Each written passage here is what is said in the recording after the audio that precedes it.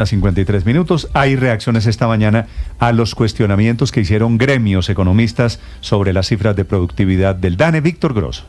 Néstor, sí, hemos hablado con varias personas, nos dicen que el DANE es una de esas entidades sobre las que no debería haber ni medio centímetro de duda. El DANE es uno de los activos más valiosos que tiene no un gobierno, ya sea de derecha, de centro o de izquierda, es una de las entidades más importantes para el Estado, para todos los colombianos. Ellos se encargan de contar la realidad a través de los números, con cifras. Ellos son los que toman la foto, así los resultados de la foto sean buenos o malos, pero la foto debe ser real, no debe tener Photoshop, y sus cifras no deberían ameritar el más mínimo manto de duda. Dentro de las reacciones está la de María Claudia Lacutir, exministra de Comercio, hoy presidenta de la Cámara Colombo Americana. Dice lo siguiente: la transparencia en los datos es esencial para la confianza en las decisiones económicas que afectan a todos los colombianos. La solicitud de una mesa técnica para analizar los datos de productividad planteada por Fedesarrollo, ANIF y la ANDI es válida y necesaria para garantizar un debate informado y basado en evidencia. Es responsabilidad del DANE resolver cualquier duda o inquietud sobre sus cifras. Recordemos, Néstor, esto a propósito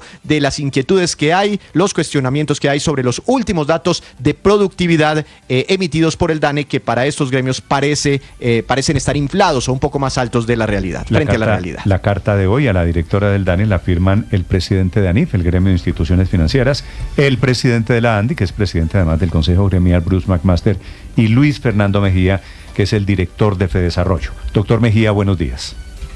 Hola, ¿qué tal? Un saludo muy especial, gracias por la invitación, saludo a todos los oyentes. Doctor Mejía, para utilizar la expresión que acaba de utilizar Grosso, Víctor Grosso, ¿ustedes creen que en la cifra del DANE de productividad hicieron Photoshop? No, Néstor, mire, tal vez la primera aclaración es que la cifra del cálculo de productividad laboral es muy distinta en su naturaleza a todas las demás cifras que produce el DANE. Cuando hablamos del crecimiento económico, la inflación o el desempleo, son operaciones estadísticas que surgen de un levantamiento muestral, unos factores de expansión que terminan dando unas cifras muy razonables. El DANE cumple con todos los estándares a nivel internacional, un equipo riguroso. La diferencia con el cálculo de productividad, Néstor, es que la productividad no es una variable observable. Para calcularlo usted requiere de una serie de modelos económicos, de una serie de supuestos que vale la pena contrastar en este momento, porque a nosotros nos sorprendió muchísimo lo que anunció el DANE ayer, unas cifras de crecimiento de productividad laboral que en algunos casos superan el 3%, en una economía que crece muy poco. 3 primeros trimestres del año el crecimiento fue apenas el 1.6%, y en donde el desempleo pues sigue estando relativamente alto. Entonces, la cifra de productividad ratifico, Néstor. ¿Usted cree que es posible que la economía crezca al 1 o al 2% y la productividad al 3%? ¿Eso técnicamente es posible? Es posible, pero es, digamos, raro, dado el contexto de la actividad económica que tenemos este año, una economía que crece muy poco, un desempleo que pues sigue estando en promedio en el 10% en el último trimestre. Pues es difícil entender cómo una economía que no es boyante, pues tengamos un crecimiento de la productividad tan alto. Pero ratifico, es una discusión distinta, porque el cálculo de productividad no es una operación estadística tradicional. De hecho, tal vez, Néstor, vale la pena recordar a los oyentes que justamente por esa razón, quien típicamente llevaba el cálculo de productividad laboral a la mesa de concertación, lo hizo durante mucho tiempo, era el DNP, porque eso requiere modelos, supuestos que naturalmente pues vale la pena discutir.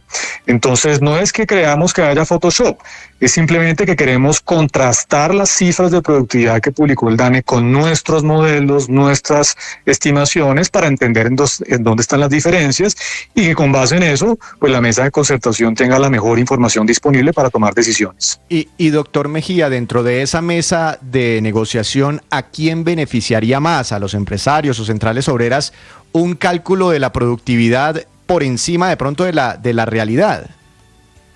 Pues Víctor, mire, lo que pasa es que hay dos elementos técnicos que se incluyen en la discusión del salario mínimo. La primera es la inflación, que este año cerrará cercana al 5.2%.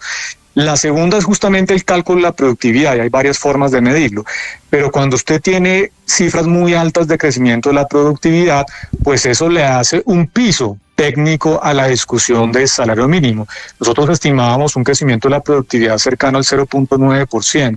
Si usted suma inflación del 5.2 y una productividad que crece menos del 1%, pues el rango, digamos, técnico debe estar entre el 6 y 6,5%.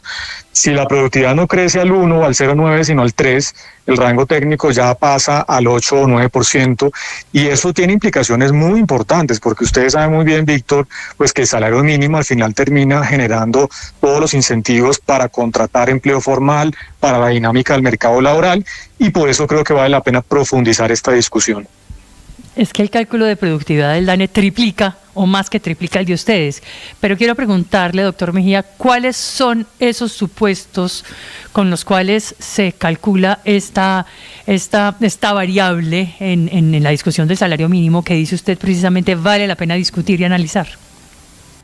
Pues mire, van desde cuál es la función de producción, porque esto requiere entender qué tipo de función de producción, cuáles son los insumos que se van a incorporar, si son solamente capital y trabajo, o también se va a incluir otros insumos no tradicionales como la tierra, la energía, qué tipo de elasticidades se están utilizando desde la producción hacia el aporte que hacen esos factores de producción, qué tipo de participación tiene el trabajo en la remuneración del total nacional. Así que es una lista bastante amplia de supuestos, muchos de ellos relativamente tradicionales en materia económica internacional, pero que también deben aterrizarse al caso colombiano, y por eso creo que, dado que hay una gran cantidad de modelos y supuestos que se utilizan en este cálculo, vale la pena tener un espacio para contrastar cifras, para entender en dónde están las diferencias y para tener justamente confiabilidad en el rango de estimación que ha publicado el DANE.